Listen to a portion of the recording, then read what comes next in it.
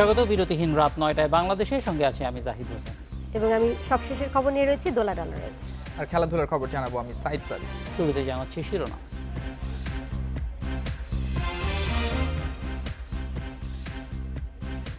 PPE পরে ডাকাতির চেষ্টার অভিযোগ, সতর্ক করল পুলিশ।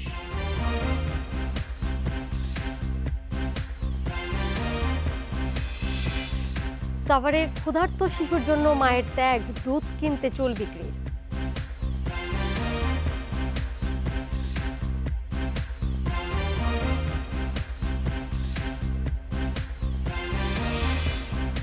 পাবনায় চট থেকে বৃদ্ধকে উদ্ধার, করোনা সন্দেহে ফেলে যায় স্বজন।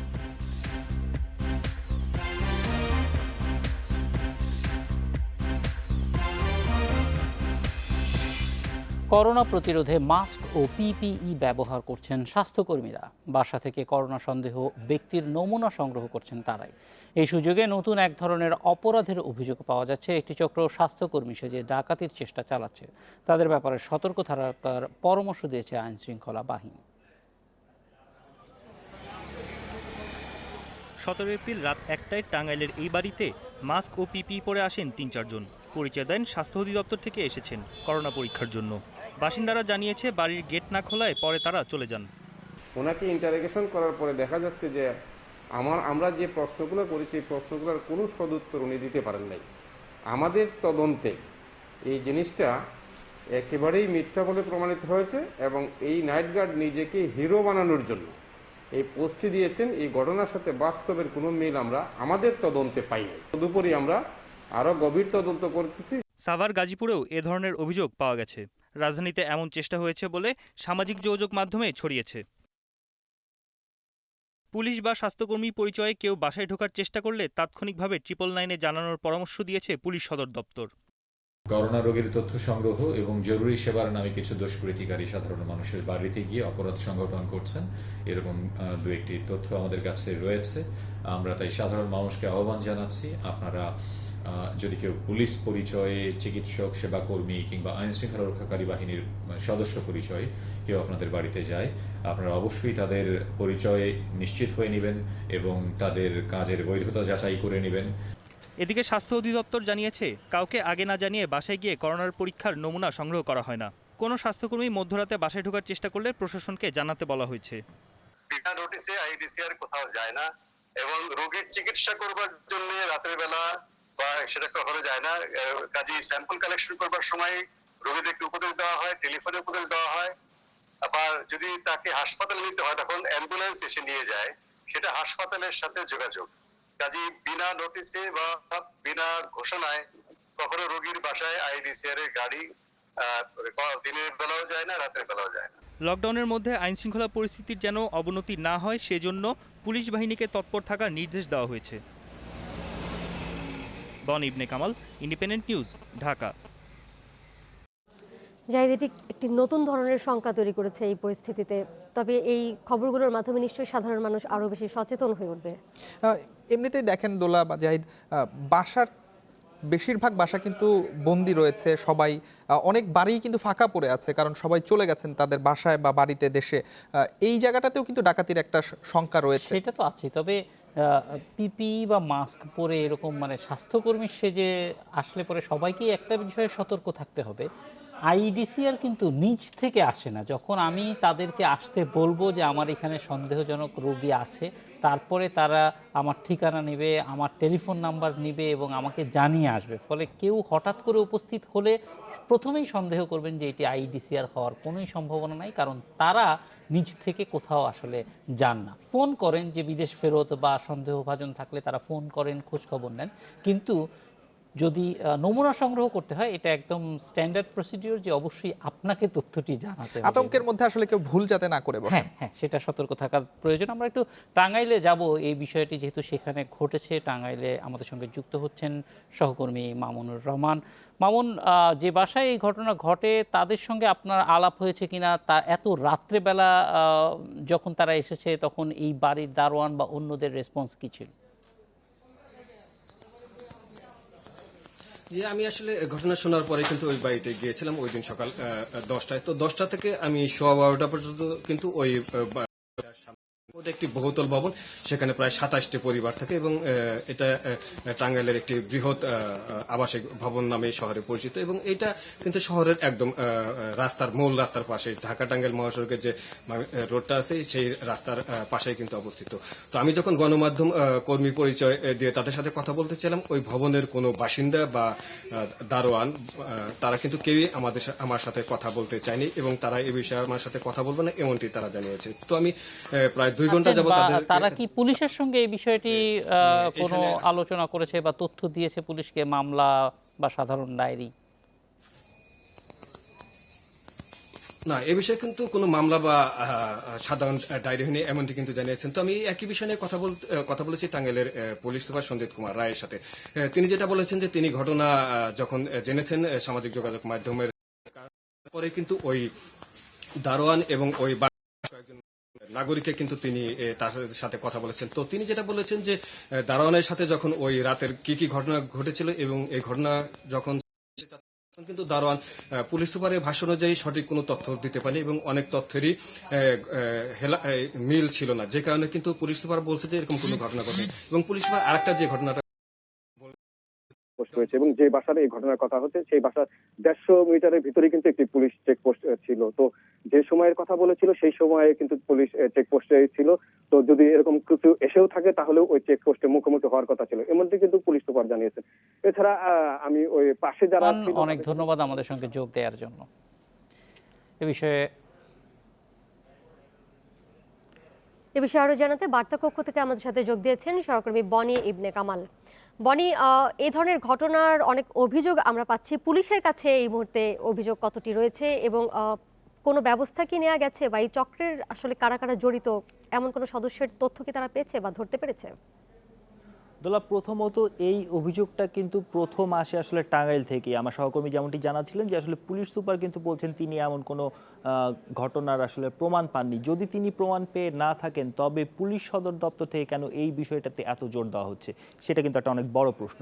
আমরা দেখেছি যে সামাজিক যোগাযোগ মাধ্যমে কিন্তু ধানমন্ডি গুলশান এলাকার মতো জায়গাতেও গভীর রাতে পিপি পরা মানুষজনের যাতায়াতের বিষয়গুলো আসছে, অর্থাৎ কিছু একটা ঘটছে যেটা কিনা এখনো সুস্পষ্ট না। তবে পুলিশ বলছে যে পুলিশ এরকম অভিযোগ যেহেতু পেয়েছে, পুলিশ মনে করছে এই বিষয়ে আসলে নাগরিকদের সচেতন করা উচিত। কেননা আইইডিসিআর খুব সুস্পষ্টভাবেই বলেছে যে কাউকে না জানিয়ে বাসায় স্যাম্পল টেস্টের যাওয়ার জন্য কোনো সুযোগ আসলে আইইডিসিআর নেই। সেক্ষেত্রে কেউ যদি স্বপ্রণোদিত হয়ে এসে বলে যে তিনি আইইডিসিআর থেকে এসেছেন টেস্ট করার জন্য, সেক্ষেত্রে কিন্তু 999-এ ফোন করতে বলছে পুলিশ এবং তাদের পরিচয় নিশ্চিত হওয়ার আগ পর্যন্ত তাদেরকে বাসায় না ঢোকার পরামর্শটাই দিচ্ছেন।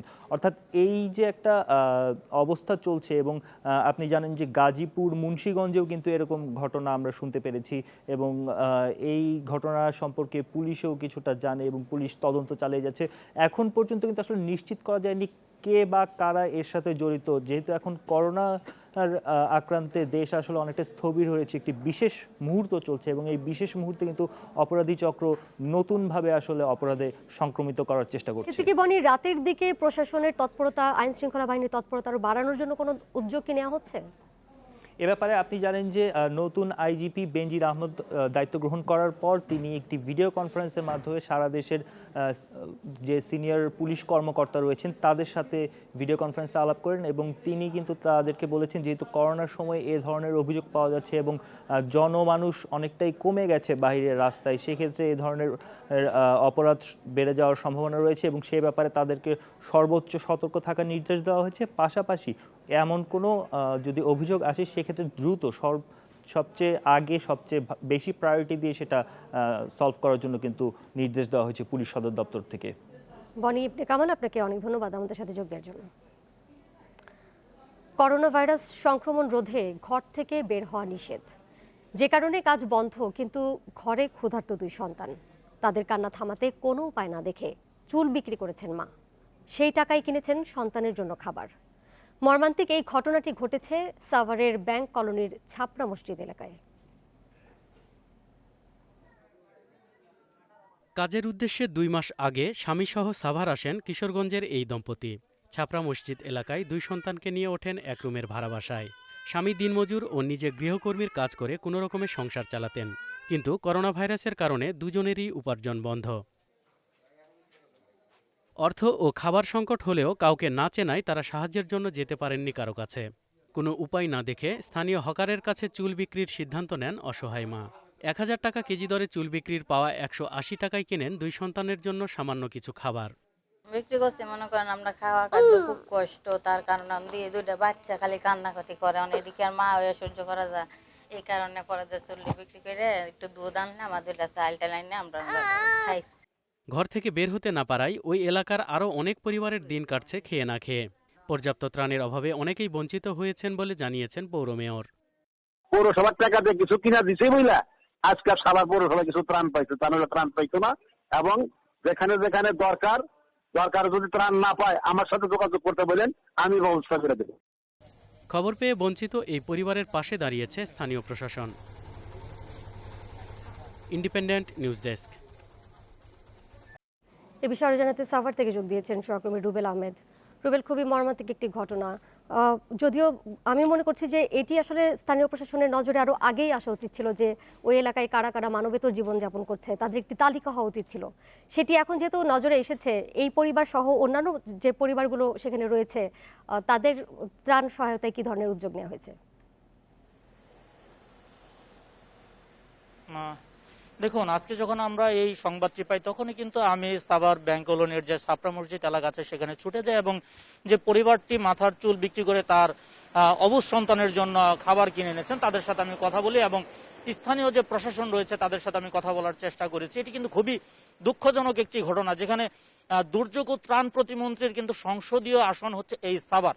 সেই সাভারে যদি ত্রাণের জন্য যদি এমন ঘটনা ঘটে সেটি কিন্তু আসলেই খুব দুঃখজনক। আমরা এখানে দেখতে পেয়েছি, আমি পৌরসভার মেয়রের সাথে কথা বলার চেষ্টা করেছি, তিনি আমাকে বলেছেন যে পর্যাপ্ত পরিমাণ বরাদ্দ নেই, যার কারণেই প্রকৃতপক্ষে ঘরে ঘরে দেওয়া সম্ভব হচ্ছে না। আমি তাকে বলেছি যে তালিকা করা হচ্ছে সেই তালিকাটা কিভাবে করা হচ্ছে, কাউন্সিলররা কিভাবে করছেন, স্বচ্ছভাবে করছেন কিনা, আপনি সেভাবে খোঁজ খবর নেবেন কিনা। তিনি বলছেন যে যারা ত্রাণ পাবে না তারা যেন তার সাথে যোগাযোগ করেন। মূলত হচ্ছে এসব দায় সারা কথাবার্তার মতো অনেকটা বিষয় আমরা দেখতে পেয়েছি এবং যে ঘটনাটি আজকে জানাজানি হয়েছে এরপরেই কিন্তু আমরা প্রথমে দেখতে পেয়েছি যে সাভার সিটি সেন্টারের যিনি পরিচালক রয়েছেন ওবায়দুর রহমান ওভি, তিনি প্রথমে সেই পরিবারের পাশে গিয়ে দাঁড়িয়েছেন, তাকে খাবার দিয়েছেন। এরপরে আমরা দেখতে পেয়েছি সাভার উপজেলা প্রশাসনের পক্ষ থেকে সেখানে যাওয়া হয়েছে, সাভারের নির্বাহী ম্যাজিস্ট্রেট সেখানে গিয়েছেন, তারা গিয়ে তাদেরকে খাদ্য সামগ্রী দিয়েছেন এবং নগদ অর্থ দিয়েছেন। এবং যে বাসায় এই ঘটনা ঘটেছে সেই বাসায় আরো 10টি পরিবার রয়েছে, সেই 10টি পরিবারের মধ্যে আমরা দেখতে পেয়েছি যে 5 কেজি করে চাল এবং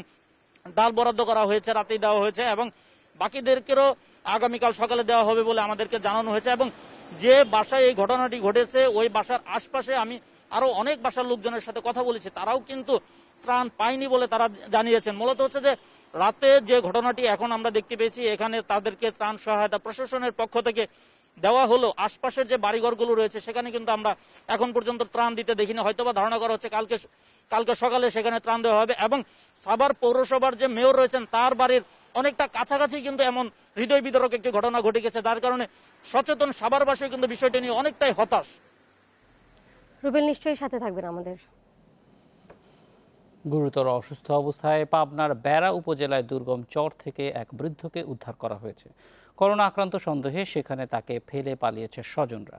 বেড়া উপজেলা নির্বাহী কর্মকর্তা আসিফ আনাম সিদ্দিকী জানিয়েছেন, যমুনা নদীর দুর্গম চর সাফুল্লা গ্রামে ওই বৃদ্ধকে ঘোরাফেরা করতে দেখে প্রশাসনকে খবর দেয় স্থানীয়রা। পরে স্বাস্থ্য কমপ্লেক্সের মাঠকর্মীদের নিয়ে ওই বৃদ্ধকে উদ্ধার করে চিকিৎসা কেন্দ্রে নিয়ে আসা হয়। মানসিক ভারসাম্যহীন হওয়ায় নিজের নাম পরিচয় জানাতে পারেনি ওই ব্যক্তি।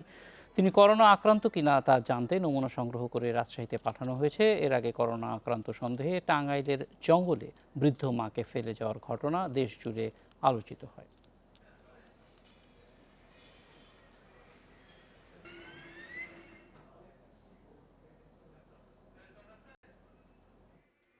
কিছু মানুষ আমার মনে হচ্ছে যে অযথাই ভয় পাচ্ছে বিষয়গুলো নিয়ে। পরিবারে কারো যদি হয়ে থাকে, বয়োবৃদ্ধ কারো হয়ে থাকে, তাহলে তো আমরা প্রশাসন আছি আমাদের, তারা সেই সুযোগটা না দিয়ে তারা যদি নিজেদের পরিবারের কাউকে যেভাবে কোথাও রেখে দিয়ে যায়, যদি হয়ে থাকে এরকম, তাহলে সেটা আসলেই খুব দুঃখজনক। এ বিষয়ে আরো বিস্তারিত জানাতে পাবনা থেকে যোগ দিয়েছেন সহকর্মী খায়রুল ইসলাম। খায়রুল, ওই বৃদ্ধের কোনো ধরনের পরিচয়, তিনি কোন এলাকা থেকে এসেছে, কোনো ধরনের ইনফরমেশন পাওয়া গেছে কিনা? না, আমি কিন্তু কিছুক্ষণ আগে বেড়া উপজেলা নির্বাহী অফিসার আসিফ মাহমুদ, তার সঙ্গে কিন্তু কথা বলেছি এবং পাশাপাশি আমি কথা বলেছি বেড়া উপজেলা স্বাস্থ্য কমপ্লেক্সের হচ্ছে চিকিৎসক। তিনি আমাদেরকে যেমনটি জানিয়েছেন যে এখন পর্যন্ত কিন্তু তার কোনো পরিচয় পাওয়া যায়নি। তবে তা প্রশাসনের পক্ষ থেকে আমাদেরকে বলা হয়েছে যে ধারণা করা হচ্ছে 2 দিন আগে নগরবাড়ি এলাকা থেকে হয়তো নৌকা যোগে বেড়ার এই দুর্গম চরে তাকে নৌকাতে ফেলে রাখা হয় এবং স্থানীয়রা তাদেরকে জানালে কিন্তু তারা গতকালকে তাকে উদ্ধার করে কিন্তু বেড়া স্বাস্থ্য কমপ্লেক্সে আইসোলেশন বিভাগে কিন্তু ভর্তি করে এবং সেখানে তাকে চিকিৎসা দেওয়া হচ্ছে। তবে এখন পর্যন্ত কিন্তু তার কোনো পরিচয় পাওয়া যায়নি বলে তারা আমাদেরকে জানিয়েছেন। তবে তারা এও জানিয়েছেন যে তিনি মানসিক রোগী এবং সেই কারণে কিন্তু সে তাদের সঙ্গে কথাও কিন্তু বলতে পারেননি। তবে তার যে গতকাল পর্যন্ত এবং আজকে দুপুর পর্যন্ত তার শরীরে যে জ্বর ছিল এবং ঠান্ডা জনিত কিন্তু অসুস্থতায় তিনি ভুগছিলেন, সেই কারণেই কিন্তু তাকে চিকিৎসা দেওয়া হচ্ছে আইসোলেশন বিভাগে এবং পাশাপাশি আজকে কিন্তু তাকে করোনার উপসর্গ থাকায় তাকে কিন্তু তার নমুনা সংগ্রহ করে কিন্তু রাজশাহীতে পাঠানো হয়েছে। এই ছিল আমার কাছে সর্বশেষ। খায়রুল, অনেক ধন্যবাদ আমাদের সঙ্গে যোগ দেওয়ার জন্য। করোনায় গত 24 ঘন্টায় মারা গেছেন আরও 9 জন। এই নিয়ে মৃতের সংখ্যা বেড়ে দাঁড়ালো 110 জনে। নতুন শনাক্ত আরও 434 জন। এদের বেশিরভাগই ঢাকার বাসিন্দা বলে জানিয়েছে আইইডিসিআর। ব্রিফিংয়ে আরও জানানো হয় মৃতদের সবার বয়স 40-এর বেশি। করোনা সংক্রমণের 44তম দিনে বাংলাদেশ। প্রতিদিনই আক্রান্তের তালিকায় যোগ হচ্ছে 3 থেকে 400 মানুষ। সবশেষ তথ্য জানাতে মঙ্গলবার দুপুরে ভিডিও কনফারেন্স করে আইইডিসিআর। গত 24 ঘন্টায় মারা গেছেন আরও 9 জন। মৃতের সংখ্যা বেড়ে দাঁড়ালো 110 জনে। নতুন শনাক্ত হয়েছে আরও 434 জন। 44তম দিনে এসে করোনায় মোট শনাক্ত দাঁড়ালো 3382 জনে। রোগী শনাক্ত হয়েছে গত 24 ঘন্টায় 434 জন এবং এ পর্যন্ত রোগী শনাক্ত 3382। অত্যন্ত দুঃখের সাথে জানাচ্ছি গত 24 ঘন্টায় আরও 9 জন মৃত্যুবরণ করেছেন এবং এ পর্যন্ত মৃত্যুর সংখ্যা 110 জন। এই 9 জনের মধ্যে পুরুষ 5 জন, মহিলা 4 জন। মৃতদের মধ্যে 3 জনের বয়স 40-এর বেশি, 50-এর বেশি 3 জন এবং 60-এর বেশি 3 জনের। নতুন শনাক্তদের মধ্যে বেশিরভাগই ঢাকার বাসিন্দা। 60 3 জন, 50 থেকে 60 3 জন এবং 40 থেকে 50-এর মধ্যে 3 জন। গত 24 ঘন্টায় সুস্থ হয়েছেন 2 জন এবং এ পর্যন্ত 87 জন সুস্থ হয়ে বাড়ি ফিরে গেছেন। জেলার কথা যদি বলি, এখনো আমাদের ঢাকা জেলাতেই সর্বাধিক সংখ্যক আক্রান্ত বা সংক্রমিত ব্যক্তি পাওয়া যাচ্ছে। করোনা সংক্রমণ ঠেকাতে সবাইকে ঘরে থাকার আহ্বান জানানো হয় ব্রিফিংয়ে। বন ইবনে কামাল, ইন্ডিপেন্ডেন্ট নিউজ, ঢাকা। দেশে করোনা আক্রান্তের সংখ্যা প্রায় 3500। এর মধ্যে ঢাকাতেই 1174, সংখ্যার হিসেবে দ্বিতীয় ও তৃতীয় স্থানে রয়েছে নারায়ণগঞ্জ এবং গাজীপুর। করোনার বিস্তার ঠেকাতে এই 3 জেলায় এখনই কারফিউ জারি করার পরামর্শ দিয়েছেন ঢাকা মেডিকেল কলেজের অধ্যক্ষ। দেশে করোনা সংক্রমণ ছড়িয়েছে শহর থেকে গ্রামে। স্বাস্থ্য অধিদপ্তরের তথ্য অনুযায়ী এখনও সবচেয়ে বেশি আক্রান্ত ঢাকা বিভাগের জেলাগুলো। সারা দেশে আক্রান্ত 3382-র মধ্যে শুধু ঢাকা, গাজীপুর ও নারায়ণগঞ্জেই 1830, যা মোট আক্রান্তের 61%। ঢাকার মধ্যে সবাই কিন্তু লকডাউন করছি। আমরা সবাইকে আহ্বান জানাচ্ছি যে আপনারা ঘরে থাকুন, ঘরে থাকলে আপনারা সুস্থ থাকবেন। আপনারা যখনই বাইরে বের হয়ে কোনো জনসমাবেশ করবেন অথবা কোনো ধরনের জানাজা অংশ নিয়ে জনসমাবেশ আপনারা করছেন, গণজামাত হচ্ছে, সেটা কিন্তু অবশ্যই আপনার জন্য ক্ষতিকর হচ্ছে, আপনার পার্শ্ববর্তী এলাকা ক্ষতিগ্রস্ত হচ্ছে, আপনার পরিবার ক্ষতিগ্রস্ত হচ্ছে। তো সবার ভালোর জন্য আপনারা বলবো যে আমরা যে নির্দেশনা দিচ্ছি অবশ্যই মেনে চলবেন, ঘরে থাকবেন। এসব জেলায় বিপুল সংখ্যক শিল্প কারখানার শ্রমিকের বসবাস।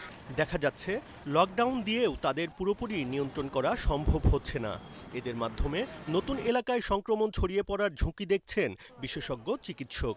ইপিজেডগুলো এখানে কর্মচারীরা এখানে যাচ্ছে আসছে এবং এরা যে সমস্ত বাড়িতে থাকে সেখানে এই আপনার নিরাপদ দূরত্ব বজায় রেখে থাকা কোনো মতেই সম্ভব না। যার ফলে দেখা যাচ্ছে এটা একটা ঝুঁকি এবং এরা অবাধে বাজারে যাচ্ছে, বাইরে যাচ্ছে, মহল্লায় ঘোরাঘুরি করছে এবং এমনকি তারা রাস্তায় ব্যারিকেডও দিল একদিন বেতনের দাবিতে। এই যে একটা ফ্যাক্টর, এইখানে একটা আমাদের বিপদ রয়ে গেছে। ঢাকা, নারায়ণগঞ্জ, গাজীপুরে কারফিউ জারি করে প্রত্যেকের ঘরে খাবার পৌঁছে দেওয়ার পরামর্শ দিয়েছেন তিনি। একদম 1 নম্বর, আমাদের এই সমস্ত মানুষকে কারফিউর আন্ডারে এনে ঢাকা শহরের প্রতিটি অলিতে গলিতে সেনাবাহিনী মোতায়েন করতে হবে। 2 নম্বর, করোনা ভাইরাসের সাসপেক্টেড কেউ হলে তাকে শুধুমাত্র বাড়ি থেকে ফোন করবে নির্দিষ্ট নাম্বারে।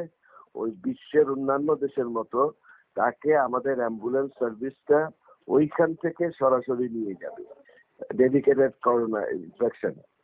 এবং বাসায় বাসায় তারা যদি মনে করে এরকম, তাহলে বাসায় বাসায় আমাদের আইইডিসিআর আরো কয়েকটা অথরিটিকে দিতে পারে দায়িত্ব, তারা মিলে বাসার থেকেও পরীক্ষা করে নিয়ে যাবে।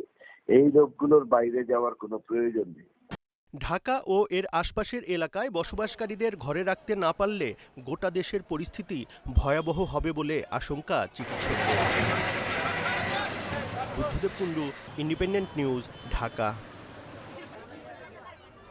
সরকারের নানা পদক্ষেপ আর আইনশৃঙ্খলা বাহিনীর অব্যাহত তৎপরতার পরও কোনোভাবেই ঘরে রাখা যাচ্ছে না রাজধানীবাসীকে। সাধারণ এলাকা তো বটেই, লকডাউন করা এলাকাতেও খোলা রয়েছে অপ্রয়োজনীয় দোকানপাট। করোনা সতর্কতার বিধিনিষেধ বাস্তবায়নের কোনো লক্ষণ দেখা যায়নি বাজারগুলোতে।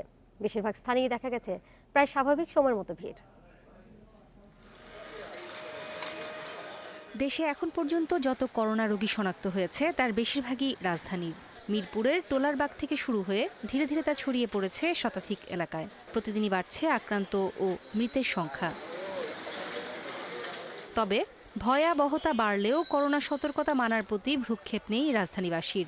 লকডাউন করা এলাকাগুলোর মানুষ মানছেন না সামাজিক দূরত্বের বিধি। সরকারের নির্দেশ না মেনে খোলা আছে জরুরি সেবার বাইরের অপ্রয়োজনীয় দোকান। অলিগলিতে চায়ের দোকান, ইলেকট্রনিক্স, সেলুন সহ নানা ধরনের দোকানের সামনে দেখা গেছে আড্ডার চিত্র। নিষেধ ভাই কতদিন থাকবো, পেটের দায়ে খুলতে হয়। আছে 26 তারিখের থেকে এই পর্যন্ত হয় নিষেধই, আমি জানি খোলাই বন্ধই ছিল, আজকেই খুললাম। বারবার বলার পরও জরুরি প্রয়োজন ছাড়াই নানা অজুহাতে ঘর থেকে বের হচ্ছেন অনেকে। এমনকি লকডাউন করা বাসা থেকেও অবাধে বের হতে দেখা গেছে মানুষকে। আমরা দিন এনে দিন খাই, আমরা চাকরিজীবী না যে চাকরি যদি করতাম তা বেতন পাইতাম। আর এখন দেখা যাইতেছে কি আমরা প্রোডাকশনের কাজ করি, এখন কি আমরা কাজ না করি খাবো কি? অনেকদিন ধরে বাসায় তো আটকা পড়ে রয়েছে, এই জন্য একটু বাইরে এলাম চা খাইতে। অপ্রয়োজনীয় দোকানপাট বন্ধে প্রতিনিয়ত টহল দেওয়ার কথা জানিয়েছে পুলিশ। তবে তারা চলে যাওয়ার পরই আবারও খোলা হচ্ছে এসব দোকান। আমরা প্রত্যেকটা দোকানেই, প্রত্যেকটা পাড়া মহল্লায় যাচ্ছি, দোকান বন্ধ করে দেওয়া হচ্ছে। আমরা যখন যাই তখন দোকান বন্ধ করে ফেলে, আমরা যখনই চলে আসি আবার দোকান তারা খুলে। এই হলো আমাদের সমস্যাটা। জনসচেতনতাটা মানুষ এখনো বুঝে উঠতে পারতেছে না। সাধারণ মানুষকে ঘরে রাখতে এবং করোনা নিয়ে জনসচেতনতা বাড়াতে মাইকিং সহ নানা পদক্ষেপ নিয়েছেন জনপ্রতিনিধিরাও। আমরা দীর্ঘ সময় ধরে কাজ করতেছি এবং জনসচেতনতা তৈরি করতেছি। আমরা মাইকিং করেছি, আমরা লিফলেট বিলি করেছি, আমরা প্রতিটা মানুষের সাথেই কথা বলেছি। এদিকে করোনা সতর্কতা অমান্যকারীদের আর্থিক জরিমানা করছে সিটি কর্পোরেশন ও র্যাবের ভ্রাম্যমাণ আদালত। নুরে জান্নাত, ইন্ডিপেন্ডেন্ট নিউজ। রোজার আগে রাজধানীতে টিসিবির ন্যায্য মূল্যের পণ্য কিনতে দিন দিন ভিড় বাড়ছে। ছোলা, চিনি, ডাল ও ভোজ্য তেল কিনতে দীর্ঘ লাইনে ঘন্টার পর ঘন্টা অপেক্ষা করতে হয় ক্রেতাদের। চাহিদার তুলনায় পণ্য কম থাকায় খালি হাতেও ফিরতে হয় বলে অভিযোগ অনেকের। অনেক জায়গায় সময় মতো ট্রাক না আসায় ভোগান্তিতে পড়েন ক্রেতারা, এজন্য ডিলারদের দায়ী করছেন তারা। রাজধানীর তেজগাঁও টিসিবির গুদাম, পণ্য আগে নিতে ডিলারে চলছে হাতাহাতি।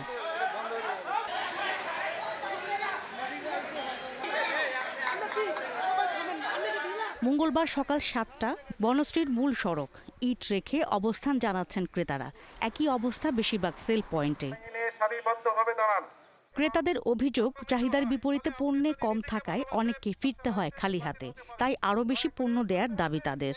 সকাল 6টা থেকে এসে সিরিয়াল দেওয়া লাগতেছে এবং 10টার সময় যদি গাড়ি আসে দেখা যাচ্ছে যে 200 জনের মতো প্লাস লোক হয়ে যাচ্ছে। প্রথম দিকে তেল চিনি সব পায়, লাস্টের দিকে কেউ চিনিও পায় না, তেলও পায় না। আমাদের ধরুন চাউল লাগে, কারো লাগে তেল, কারো লাগে পেঁয়াজ, তো সেগুলো যদি সিরিয়াল করে যদি আপনি সব নিতে পারেন, আমরা তো সব নিতে পারি না। আজকে যে কয়টা বাজে যাব পাবো কি পাবো না সেটাও আমি বলতে পারতেছি না।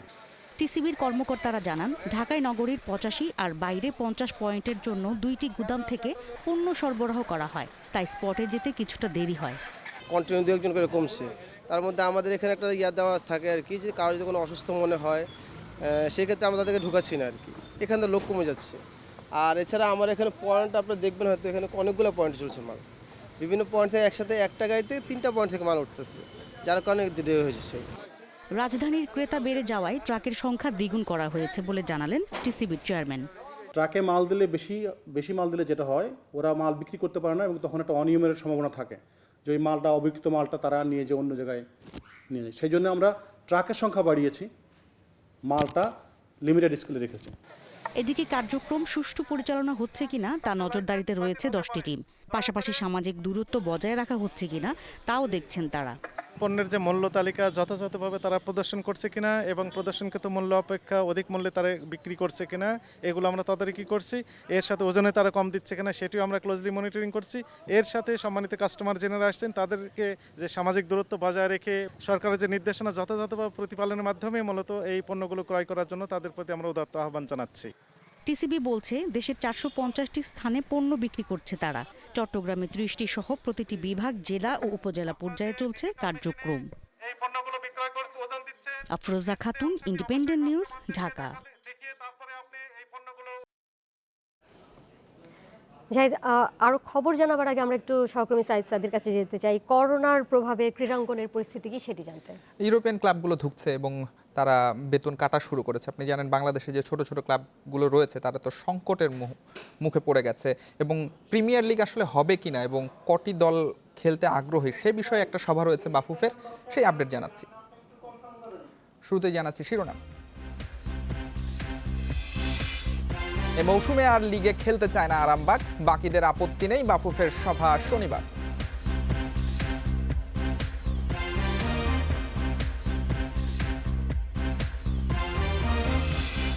স্বাস্থ্যবিধি মেনে টি-20 বিশ্বকাপ সফল করতে চায় অস্ট্রেলিয়া, বিকল্প পরামর্শ গাভাস্কারের।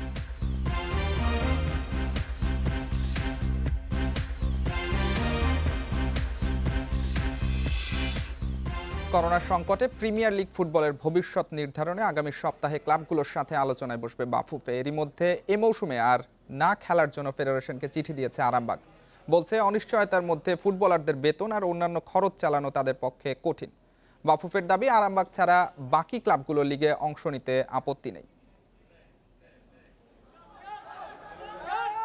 করোনা ঝুঁকিতে 15ই মার্চ বঙ্গবন্ধু স্টেডিয়ামে আবাহনী মুক্তিযোদ্ধা ম্যাচের পর বন্ধ হয়ে যায় premier league football. 23 March premier league অনির্দিষ্টকালের জন্য স্থগিত করে বাফুফে। 1 মাসের ব্যবধানে করোনা পরিস্থিতির অবনতি হয়েছে। সারা বিশ্বের মতো বাংলাদেশেও ঘরোয়া লিগ পড়েছে অনিশ্চয়তায়।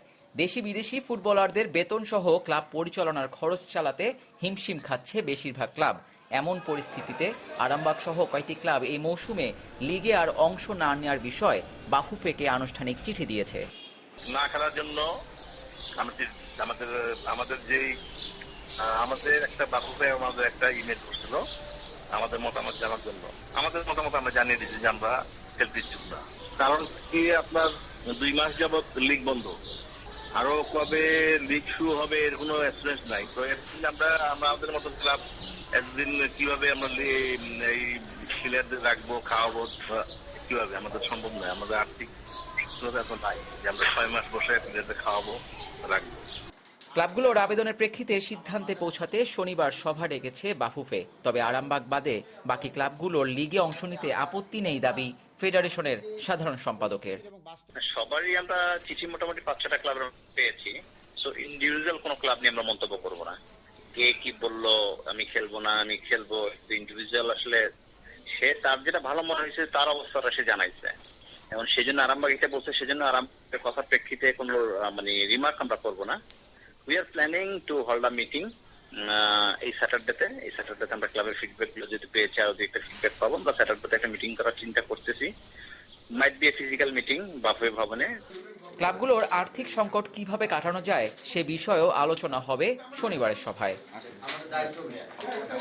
Abidur Rahman, independent news.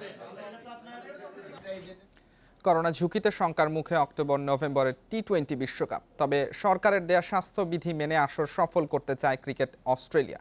অন্যদিকে সময় উপযোগী সমাধান দিয়েছেন সুনীল গাভাস্কার। ভারতীয় গ্রেটের মতে এবছর অস্ট্রেলিয়ার বদলে আয়োজক হতে পারে ভারত, সেক্ষেত্রে 2021-এর বিশ্বকাপ হতে পারে অস্ট্রেলিয়ায়। করোনার কারণে বিপর্যয়ের মুখে 2020 ক্রিকেট ক্যালেন্ডার, অনির্দিষ্টকালের জন্য স্থগিত আইপিএল আর শেষ দিকে টি-20 বিশ্বকাপ। বড় দুই ইভেন্ট এখন শঙ্কার মুখে। মেয়েদের বিশ্বকাপ শতভাগ সফল হয়েছে, ছেলেদের আসর নিয়ে বড় আশা অজিদের। কিন্তু অস্ট্রেলিয়ায় 30 সেপ্টেম্বর পর্যন্ত বিদেশিদের ভ্রমণ নিষেধাজ্ঞা মলিন করে দিচ্ছে সফল আয়োজনের স্বপ্ন। স্বাস্থ্য ঝুঁকির কথা মাথায় আছে ক্রিকেট অস্ট্রেলিয়ার কর্তাদের। প্রচার সত্য থেকে আইসিসি যে অর্থ পায় তার পুরো ক্রিকেট বিশ্বের জন্যই প্রয়োজন, কিন্তু এখন পরিস্থিতি কারো অনুকূলে নেই। আমরা চাইলেই কাউকে ঝুঁকির মধ্যে ফেলে দিতে পারি না, সে ক্রিকেট ব্যক্তিত্বই হোক কিংবা সাধারণ মানুষ। অস্ট্রেলিয়া সরকারের দেয়া স্বাস্থ্যবিধি মেনে যা করার করতে হবে। সূচি বিপর্যয়ে সংকট বাড়ছে। করোনা ঝুঁকির মাঝে বর্তমান সাবেকরা দিচ্ছেন পরামর্শ। এবার আইপিএল ও টি-20 বিশ্বকাপ নিয়ে সম্ভাব্য সমাধান দিলেন সুনীল গাভাস্কার। ভারতীয় গ্রেটের মতে দুই দেশের সমঝোতা থাকলে অদলবদল হতে পারে টি-20 বিশ্বকাপ। একটা উপায় অবশ্য আছে। এবছর টি-20 বিশ্বকাপ অস্ট্রেলিয়াতে, আগামী বছর ভারতে হবে। দুই আয়োজক দেশ একটা চুক্তিতে আসতে পারে। আইপিএল শেষ করে ভারত এবছরের বিশ্বকাপের দায়িত্ব নিতে পারে, আর 2021-এর বিশ্বকাপ হতে পারে অস্ট্রেলিয়াতে। বৃহস্পতিবার আইসিসির জরুরি সভা। কে জানে, পরপর 2 বছরে 2 বিশ্বকাপ বাঁচাতে হয়তো গাভাস্কারের পরামর্শও আমলে আনতে পারে ক্রিকেটের সর্বোচ্চ সংস্থা। Farzana Yasmin, independent news. Corona মোকাবেলায় ফান্ড গঠন করার ভিন্ন উদ্যোগ নিচ্ছেন ক্রিকেটাররা। মুশফিকুর রহিমের পর ক্রিকেট স্মারক নিলামে তুলতে আগ্রহ প্রকাশ করেছেন মোহাম্মদ আশরাফুল। অভিষেক টেস্টে শ্রীলঙ্কার বিপক্ষে সেঞ্চুরি আর 2005 সালে কার্ডিফে অস্ট্রেলিয়ার বিপক্ষে ঐতিহাসিক সেঞ্চুরির ব্যাট নিলামে তুলতে যাচ্ছেন টাইগারদের সাবেক অধিনায়ক। মানুষদের পাশে থাকবো। তো এখন এমন একটা সিচুয়েশনে আছি আমরা, করোনা ভাইরাসে 210টার বেশি দেশে আক্রান্ত। তো এই সময় আমার কাছে মনে হয়েছে যে না, মুশফিককে দেখলাম তার প্রথম ডাবল সেঞ্চুরি ব্যাট নিলামে উঠাচ্ছে। তো আমিও আশা করব যে আমার সবগুলো সেঞ্চুরির ব্যাটই আমি উঠাতে চাই, কিন্তু স্পেশাল আমার এই দুইটা আমি মনে করি যে কার্ডিফে এবং এসএসসি গ্রাউন্ডের ইয়াংগেস্ট টেস্ট সেঞ্চুরি, দুইটা সেঞ্চুরির ব্যাট আমি মনে করি খুবই স্পেশাল আমার জন্য এবং বাংলাদেশের জন্য। বাংলাদেশ নারী দলের ম্যানেজার জাভেদ ওমর বেলিমের বিরুদ্ধে তথ্য পাচারের অভিযোগ এনেছে আইসিসি, এমন সংবাদ প্রকাশ করেছে ক্রিকেট ওয়েবসাইট ক্রিকবাজ। বলা হয়েছে বিসিবির কোনো কর্মকাণ্ডে জাভেদকে না রাখতে বলেছে আইসিসি, কিন্তু এমন খবর কোনো জানা নেই বিসিবির, জানিয়েছেন প্রধান নির্বাহী নিজামুদ্দিন চৌধুরী সুজন। এদিকে লকডাউনে জুয়ারিদের তৎপরতা নিয়ে ক্রিকেটারদের সতর্ক করেছে বিসিবি। মাঠে খেলা নেই, তাই বলে থেমে নেই ক্রিকেটীয় কর্মকাণ্ড। খারাপ সময়ে দেশের ক্রিকেটে এলো খারাপ খবর। ক্রিকেট ওয়েবসাইট ক্রিকবাজের প্রতিবেদন, নারী টি-20 বিশ্বকাপের সময় দলের তথ্য পাচার করেছেন বাংলাদেশের ম্যানেজার ও সাবেক জাতীয় ক্রিকেটার জাভেদ ওমর। বিসিবির এক কর্মকর্তার বরাত দিয়ে ওই প্রতিবেদনে বলা হয়েছে, আইসিসি থেকে বিসিবিকে অনুরোধ করা হয় ভবিষ্যতে আর কোনো ধরনের দায়িত্বে যেন জাভেদকে না রাখা হয়। কিন্তু আইসিসির কাছ থেকে এমন কোনো খবর পাননি, জানিয়েছেন বিসিবির প্রধান নির্বাহী নিজামুদ্দিন চৌধুরী। তাকে নিয়ে কোনো নির্দেশনাও পায়নি বিসিবি। করোনার কারণে খেলা নেই, ঘরবন্দি ক্রিকেটাররা। এমন পরিস্থিতির ফায়দা নিতে পারে জুয়ারিরা, যোগাযোগের চেষ্টা করতে পারে সক্রিয় চক্র। সেই শঙ্কায় ক্রিকেটারদের সাবধানে থাকতে বলেছে আকসু। এ ব্যাপারে সতর্ক আছে বিসিবিও। চিঠি দিয়ে সতর্ক থাকতে বলা হয়েছে ক্রিকেটারদের। আইসিসি থেকে যে জুয়ারিদের ব্যাপারে যে জিনিসটা অ্যালার্ট করা হয়েছে সেটা নর্মালি ওদের ধারণা হতে পারে, বাট আমরা কিন্তু এই ব্যাপারে শুরু থেকে সবসময় আমরা প্লেয়ারদেরকে এটা ব্রিফ করে থাকি এবং আমাদের কন্ট্রাক্টেও কিন্তু এই জিনিসটা আছে। সো এটা নিয়ে আমরা কোনো ভ্যারিড করছি না, যেহেতু বাংলাদেশে প্রত্যেকটা প্লেয়ার এই ব্যাপারে খুবই সচেতন। অসহায়দের পাশে দাঁড়াতে ক্রিকেটাররা যে যার জায়গা থেকে এগিয়ে এসেছেন। নিজের প্রথম ডাবল সেঞ্চুরি ব্যাট নিলামে তুলছেন মুশফিক। এমন উদ্যোগ সবার প্রশংসা পাচ্ছে। মুশফিকের যে ব্যাটের যে নিলামের কথা বলেছে, এটা সত্যি খুবই বড় একটা ব্যাপার আমাদের জন্য, এবং সে আপনার যারা আজকে বাংলাদেশ যে বিপদে আছে ওখানে যে যেমনি পারে হেল্প করার চেষ্টা করছে। তো আমি ওর এই সিদ্ধান্তটাকে শ্রদ্ধা জানাচ্ছি এবং আশা করছি ও এটা খুব সাকসেসফুলভাবে এটা করতে পারবে। দল হিসেবে খেলেই ম্যাচ জেতা যায়। সমন্বিত উদ্যোগে করোনা সংকট মোকাবিলার তাগিদ বিসিবি কর্তাদের। Saiful Majumdar, independent news. খেলার খবর এই ছিল আমার কাছে। চলে যাচ্ছি জাহিদ দোলার কাছে মূল আয়োজনে। সাথে আপনাকে অনেক ধন্যবাদ। যাচ্ছি অন্যান্য প্রসঙ্গে।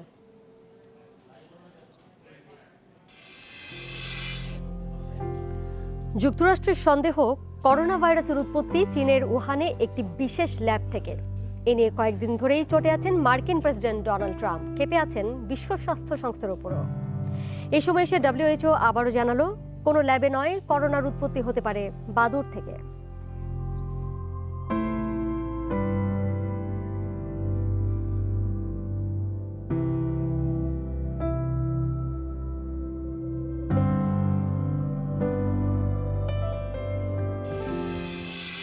এ নিয়ে প্রতিবেদন থাকছে সংবাদের শেষ অংশে। বিদ্যুতের প্রিপেইড মিটারের কার্ড রিচার্জ করতে গিয়ে বিড়ম্বনায় রাজধানীর আবাসিক গ্রাহকরা।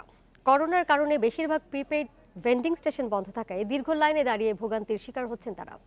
স্মার্ট অ্যাপের মাধ্যমে রিচার্জ করার সুযোগ না থাকায় বেশি সমস্যায় পড়ছেন ডিপিডিসির গ্রাহকরা। বিদ্যুতের প্রিপেইড মিটারের কার্ড রিচার্জ করতে মানুষের এ দীর্ঘ লাইন। করোনার কারণে রাজধানীর বেশিরভাগ প্রিপেইড ভেন্ডিং স্টেশনগুলো বন্ধ, তাই ডিপিডিসির অফিসগুলোতেই ভিড় করছেন গ্রাহকরা। ভিড় কমাতে এজেন্টের মাধ্যমে গ্রাহকদের কার্ড রিচার্জের জন্য বিজ্ঞপ্তি দিয়েছে ডিপিডিসি। তবে এজেন্ট সেন্টারগুলোতে কার্ড রিচার্জে 10 টাকা বেশি খরচ হওয়ায় সেখানে যাচ্ছেন না অনেক গ্রাহক। রমজানের আগেই প্রতিটি প্রিপেইড মিটারে ঋণ হিসেবে 3000 টাকা দেওয়ার দাবি করেন তারা। একদমই মাথায় মনে করেন কালকে সিরিয়াল ছিল, আজকে তো আসার পর একটু কম দেখলাম, তারপর বিতে বলে এখনো 60-70 জন এখনো আছে। প্রায় 1 ঘন্টার মতো আমি লাইনে দাঁড়ায় ছিলাম, তারপরে ওনারা ঢোকানোর পর তারপরে বিলটা দেওয়া হলো আর কি। ওইখানে রিচার্জ করে আসলাম, ওইখানে আবার 10 টাকা বেশি দিতে হয়, এখানে তো 10 টাকা আমাদের লাগে না। আজকেও আসলাম, এখন দেখাতেই বন্ধ হয়। প্রিপেইড কার্ড রিচার্জের সুযোগ শুধু সকাল 9টা থেকে 12টা পর্যন্ত থাকায় গ্রাহকদের ভিড় বেশি বলে দাবি ডিপিডিসির। ভিড় কমাতে আবাসিক গ্রাহকদের বাসায় গিয়ে 3000 টাকা পর্যন্ত অগ্রিম রিচার্জ করা হচ্ছে বলে জানালেন আজিমপুর স্টেশনের দায়িত্বপ্রাপ্ত কর্মকর্তা। আমাদের 5টা আছে, আপনাদের বুথ বাইরে দেওয়া আছে, এগুলো করোনার ভয়তে কেউ রিসার্চ করতেছে না, যার কারণে আমাদের পরে আসলে চাপটা চলে আসতেছে। আর অনেকেই ভাবতেছে যে সেন্টার বন্ধ হয়ে যাবে এবং দ্রুত করে ওরা রিসার্চ করতে আসছে। মঙ্গলবার আজিমপুরের বেন্ডিং স্টেশনে 3 ঘন্টায় সেবা নিয়েছেন 824 জন ডিপিডিসির গ্রাহক। রিচার্জ করেছেন 12,14,800 টাকা। এদিকে ডেস্কুর আবাসিক মিটারের বেশিরভাগই স্মার্ট অ্যাপের মাধ্যমে রিচার্জের সুযোগ থাকায় গ্রাহকদের এ সমস্যায় পড়তে হচ্ছে না বললেন সংস্থাটির এমডি কাউসার আমির আলী। স্মার্ট যারা আছে তাদের তো পুরোটাই সুবিধা আছে, তারা বাসায় বসে আপনারা বিল পেমেন্ট করতে পারবেন। তুলনামূলকভাবে ডেস্কোতে এই সমস্যাটা কম, যেটা যার জন্য আমাদের এখানে আমরা কোনো আপনার অগ্রিম রিচার্জ রাখি নাই। যেটা ডেস্কো ডিপিডিসি যেটা করছে, ওরা সিঙ্গেল ফেজে আর 3 ফেজে কিছু অ্যামাউন্ট আপনার রিচার্জ অ্যাডভান্স হিসাবে দিয়ে দিচ্ছে। রমজানে নিরবিচ্ছিন্ন বিদ্যুৎ নিশ্চিত করতে ও গ্রাহকদের বিড়ম্বনা কমাতে তারা আন্তরিকভাবে কাজ করছে বলে জানায় বিদ্যুৎ বিভাগ। Sohel Rana, independent news, Dhaka. Corona পরিস্থিতিতে অবৈধ বসবাসকারীদের ফেরত পাঠাতে শুরু করেছে মধ্যপ্রাচ্য। পররাষ্ট্রমন্ত্রী জানিয়েছে, এ সপ্তাহে নিজ খরচেই প্রায় 350 বাংলাদেশিকে ফেরত পাঠাচ্ছে কুয়েত। এরপর ওমান, মালয়েশিয়া, আরব আমিরাত এবং কাতার থেকেও আসবে শ্রমিক। প্রবাসী কল্যাণ মন্ত্রী জানালেন, ফিরে আসাদের 14 দিনে কোয়ারেন্টিন নিশ্চিত করে নিজ বাসায় পাঠানো হবে। বিভিন্ন দেশে অবৈধভাবে বসবাসকারী বাংলাদেশিদের ফেরত পাঠানো হচ্ছে। এরই মধ্যে 15,000-এরও বেশি অবৈধ অভিবাসীকে ফেরত নিতে বাংলাদেশকে চাপ দিচ্ছে মধ্যপ্রাচ্য সহ দক্ষিণ পূর্ব এশিয়ার দেশগুলো। প্রথম দফায় 337 বাংলাদেশিকে পাঠানোর তালিকা দিয়েছে কুয়েত। পররাষ্ট্রমন্ত্রী একে আব্দুল মোমেন জানান, প্রথম ফ্লাইট আসবে এ সপ্তাহেই। ধাপে ধাপে সবাইকে ফিরিয়ে আনা হবে। 147 কুয়েতে অনেকেই আসার চান্স আছে, কারণ ওখানে তো সব আপনার বেকার, বহুদিন ধরে বেকার, শুধু এই জন্য না, বহুদিন ধরে বেকার, এরা গেছেই বেকার হয়ে ওখানে গিয়েও বেকার। এরা যারা আসতেছে অধিকাংশই আমাদের বাংলাদেশে কোনো রেজিস্ট্রেশন নাই, কারণ আমাদের প্রবাসী কল্যাণ মন্ত্রণালয় ওদের কোনো খবর জানে না। সংযুক্ত আরব আমিরাত 209, মালয়েশিয়া 455 জন সহ ওমান ও কাতার অবৈধদের তালিকা দিয়েছে। ফেরত পাঠাতে চাচ্ছে মালদ্বীপও। তবে করোনা ভাইরাসে আক্রান্ত কাউকে পাঠানো হবে না বলেও ঢাকাকে আশ্বস্ত করেছে দেশগুলো। প্রবাসী কল্যাণ মন্ত্রী জানান, প্রাতিষ্ঠানিক কোয়ারেন্টাইনের ধারণ ক্ষমতার উপর নির্ভর করেই প্রবাসীদের ফেরত আনা হবে। তো কুয়েত থেকে, ওমান থেকে, বাহরেন থেকে, বিভিন্ন জায়গা থেকে ওনারা ওদের যে মানুষ আছে ওনারা কিন্তু ফেরত পাঠাবার রিকোয়েস্ট করেছে। তো আমরা না তো করবো না, বিকজ ওরা আমাদের দেশের নাগরিক, কিন্তু it has to be scheduled according to আমাদের ক্যাপাসিটি। মন্ত্রী জানান, কোয়ারেন্টাইন শেষে তাদের বাসায় ফিরতে 5,000 টাকা করে দেয়া হবে। এছাড়া বাংলাদেশি কোনো শ্রমিক বিদেশে করোনায় আক্রান্ত হয়ে মারা গেলে ক্ষতিগ্রস্ত পরিবারকে 3 লাখ টাকা দেয়া হবে। নাফিজাতুল্লাহ, ইন্ডিপেন্ডেন্ট নিউজ, ঢাকা। করোনা পরিস্থিতির কারণে ভোলায় উৎপাদিত তরমুজ বাজারজাত করতে না পারা ক্ষতিগ্রস্ত চাষিদের পাশে দাঁড়িয়েছে জেলা প্রশাসন ও স্থানীয় জনপ্রতিনিধিরা। প্রধানমন্ত্রীর নির্দেশনায় তারা সরকারি অর্থায়নে তরমুজ কিনে ত্রাণ হিসেবে বিতরণ করায় চাষিরা এখন অনেকটাই স্বস্তিতে। ভোলার মাটি তরমুজ চাষে উপযোগী হওয়ায় প্রতি বছরের মার্চ এপ্রিলে এখানে প্রচুর পরিমাণে তরমুজ উৎপাদন হয়। এবছরও 7,720 হেক্টর জমিতে তরমুজের চাষ করা হয়। তবে অঘোষিত লকডাউনে যানবাহন চলাচল বন্ধ থাকায় তরমুজ বিক্রি করতে পারছেন না কৃষক। কোথাও কোথাও জমিতেই তরমুজ নষ্ট হওয়ায় হতাশ চাষিরা। এমন পরিস্থিতিতে গত 12 এপ্রিল দক্ষিণাঞ্চলের কয়েকটি জেলার সঙ্গে ভিডিও কনফারেন্সে এ বিষয়ে নির্দেশনা দেন প্রধানমন্ত্রী শেখ হাসিনা। তার নির্দেশনা অনুযায়ী কৃষকদের ক্ষতি পুষিয়ে নিতে জনপ্রতিনিধিদের ত্রাণ হিসেবে তরমুজ কিনে বিতরণ করতে জেলার 7 উপজেলা নির্বাহী কর্মকর্তাদের নির্দেশ দেন জেলা প্রশাসক। এরপর থেকে সরকারি অর্থে কৃষকদের কাছ থেকে তরমুজ কিনে ত্রাণ হিসেবে বিতরণ করছেন তারা। কৃষকরা যাতে লোকসানে না পড়ে সেজন্য আমাদেরকে নির্দেশ দিয়েছে তরমুজ কিনে মানুষের মাঝে মিলেছে, যাতে কৃষকরা ক্ষতিগ্রস্ত না হয়। মাননীয় প্রধানমন্ত্রীর নির্দেশনা অনুযায়ী এই সকল তরমুজ যারা ব্যবসায়ীদের তাদেরকে উদ্বুদ্ধ করেছি এবং আমাদের উপজেলা নির্বাহী অফিসারদেরকে বলেছি যে প্রত্যেকটি ত্রাণ সামগ্রীর সাথে একটি করে তরমুজ দেওয়ার জন্য, তারা সেটা করছে। প্রশাসনের সহযোগিতা পেয়ে স্বস্তি ফিরেছে চাষিদের মনে, আর তরমুজ পেয়ে খুশি স্থানীয়রা। আমরা মনে করেন যে লস গাড়ি দিয়ে যাবো, ফেরি পাই না। আমরা সেই তরমুজ ক্রয় করে হতদরিদ্রদের মধ্যে বিতরণ করছি। আমরা গরিব মানুষ, টাকা নাই, পয়সা নাই, স্যার মানে দিছে তরমুজ দিছে, আমরা এইভাবেই খুশি। করোনা মোকাবেলায় জেলায় বরাদ্দ করা 42 লাখ টাকা থেকে প্রায় 3 লাখ টাকার তরমুজ কিনে দরিদ্রদের মাঝে বিতরণ করা হচ্ছে। Independent news desk. প্রাণহানি ও আক্রান্তের সংখ্যা কিছুটা কমলেও বিশ্ব এখনো চরম করোনা বিপর্যয়ের ঝুঁকিতে রয়েছে বলে সতর্ক করেছে বিশ্ব স্বাস্থ্য সংস্থা। পরিস্থিতি মোকাবেলায় সবাইকে একসঙ্গে কাজ করার আহ্বান জানিয়েছে সংস্থাটি। এদিকে ইতালি, যুক্তরাষ্ট্র ও স্পেনের পর চতুর্থ দেশ হিসেবে করোনায় 20,000 মানুষের মৃত্যু দেখল ফ্রান্স। বিশ্বে মৃতের সংখ্যা 1,73,000-এর বেশি, আক্রান্ত 25 লাখ ছাড়িয়েছে। আরও একবার দিনে 5,000-এর বেশি মানুষের মৃত্যুর সাক্ষী হলো বিশ্ব। 210 দেশ ও অঞ্চলে ঠেকানো যাচ্ছে না সংক্রমণ ও মৃত্যুর সংখ্যা। এমন পরিস্থিতিতে নতুন অশনি সংকেত দিল বিশ্ব স্বাস্থ্য সংস্থা। সোমবার সংস্থাটির প্রধানের হুঁশিয়ারি, করোনা মহামারীর সবচেয়ে খারাপ পর্যায়ে এখনও আসেনি। আক্রান্ত ও মৃত্যুর সংখ্যা কমে আসায় কিছু দেশ যখন লকডাউন শিথিল করতে শুরু করেছে, ঠিক তখনই এই সতর্কতা দিলেন তিনি। এদিকে কয়েকদিন কম থাকার পর যুক্তরাষ্ট্রে আবারও বেড়েছে করোনার মৃত্যুর সংখ্যা। সোমবার দেশটিতে প্রাণ গেছে প্রায় 2,000 মানুষের, মৃতের সংখ্যা ছাড়িয়েছে 42,000। এত ভয়াবহ পরিস্থিতিতেও করোনা ইস্যুতে নিরুত্তাপ মার্কিন প্রেসিডেন্ট ডোনাল্ড ট্রাম্প। সোমবার তিনি বলেন, যুক্তরাষ্ট্রে করোনার মৃতের সংখ্যা 60,000-এর মধ্যেই থাকবে। মহামারী শুরুর দিকে করোনায় 1 লাখ থেকে 2.5 লাখ মানুষের প্রাণহানির সংখ্যা প্রকাশ করেছিল হোয়াইট হাউস। করোনা ঝুঁকি এড়াতে যুক্তরাষ্ট্রের 97% মানুষ গৃহবন্দী। মার্কিন প্রেসিডেন্টের পাশাপাশি বিভিন্ন রাজ্যের বাসিন্দারাও দ্রুত এই অবস্থার অবসান চাইছেন। লকডাউন তুলে নেয়ার দাবিতে বিক্ষোভ করছেন তারা। জর্জিয়া, সাউথ ক্যারোলাইনার মতো কয়েকটি রাজ্য আংশিকভাবে বিধিনিষেধ তুলে নেওয়ার পরিকল্পনা করছে। তবে গৃহবন্দী থাকার মেয়াদ 1 মে পর্যন্ত বাড়ানোর ঘোষণা দিয়েছে ইন্ডিয়ানা।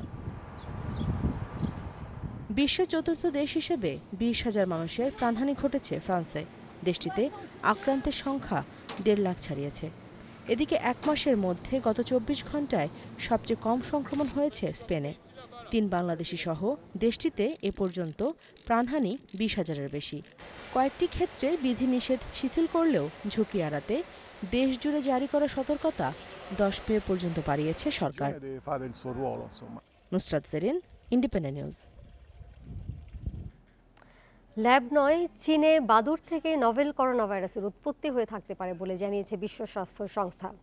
তবে ভাইরাসটি কিভাবে মানবদেহে ছড়িয়েছে তা এখনও নিশ্চিত করা যায়নি। জেনেভায় সংবাদ সম্মেলনে এসব জানিয়েছেন সংস্থার মুখপাত্র ফাদিলা চাইব। চীনের উহানে ডিসেম্বরের শেষে করোনার প্রাদুর্ভাবের কিছুদিনের মধ্যেই বাদুড় থেকে ছোঁয়াচে এই ভাইরাস ছড়িয়েছে বলে জানিয়েছিল বিশ্ব স্বাস্থ্য সংস্থা। দীর্ঘ 3 মাস করোনার বিরুদ্ধে যুদ্ধের পর চীনের পরিস্থিতি এখন নিয়ন্ত্রণে। অন্যদিকে মৃত্যু ও আক্রান্তের হিসেবে অনেক আগেই সবাইকে ছাড়িয়ে গেছে যুক্তরাষ্ট্র। দেশটিতে গড়ে প্রতিদিনই মৃত্যু 1000-এরও বেশি। এমন পরিস্থিতিতে বেসামাল মার্কিন প্রেসিডেন্ট ডোনাল্ড ট্রাম্প। তার অভিযোগ, চীনের উহানে একটি ল্যাব থেকে করোনা ভাইরাসের উদ্ভব। এর আগে চীনের প্রতি পক্ষপাতের অভিযোগ তুলে বিশ্ব স্বাস্থ্য সংস্থায় অর্থায়ন স্থগিতের ঘোষণাও দেন ট্রাম্প। তারা যদি ভুল করে তাহলে কিছু বলার থাকে না, কিন্তু চীন যদি জেনে বুঝে ভাইরাসটি ছড়িয়ে থাকে তাদের অবশ্যই এর পরিণতি ভোগ করতে হবে। তবে বারবারই চীন দাবি করে আসছে ল্যাবে করোনা ভাইরাসের উৎপত্তি হয়নি। আপনাদের মনে করাতে চাই, বিশ্ব স্বাস্থ্য সংস্থা বারবারই বলছে তারা এমন কোনো প্রমাণ পায়নি যে ল্যাবরেটরিতে করোনা ভাইরাসের উৎপত্তি হয়েছে। অন্যান্য প্রতিষ্ঠিত গণমাধ্যমও একই কথা বলা হচ্ছে। এমন পাল্টাপাল্টি দোষারোপের মধ্যেই নতুন তথ্য দিল বিশ্ব স্বাস্থ্য সংস্থা। এখন পর্যন্ত পাওয়া তথ্যউপাত্তের ভিত্তিতে সংস্থাটি বলছে বাদুড় থেকেই উৎপত্তি হয়ে থাকতে পারে নভেল করোনার। সংস্থাটি আরও বলছে, মানবদেহে সংক্রমণের আগে অন্য কোনো প্রাণীর দেহে তা সংক্রামিত হয়ে থাকতে পারে। সায়রা খান, ইন্ডিপেন্ডেন্ট নিউজ। এই ছিল বিরতিহীন রাত 9টায় বাংলাদেশ। ইন্ডিপেন্ডেন্ট টেলিভিশনের সব খবর আরও জানতে চোখ রাখুন ফেসবুক, ইউটিউব, টুইটারে। এতক্ষণ সাথে থাকার জন্য ধন্যবাদ সবাইকে।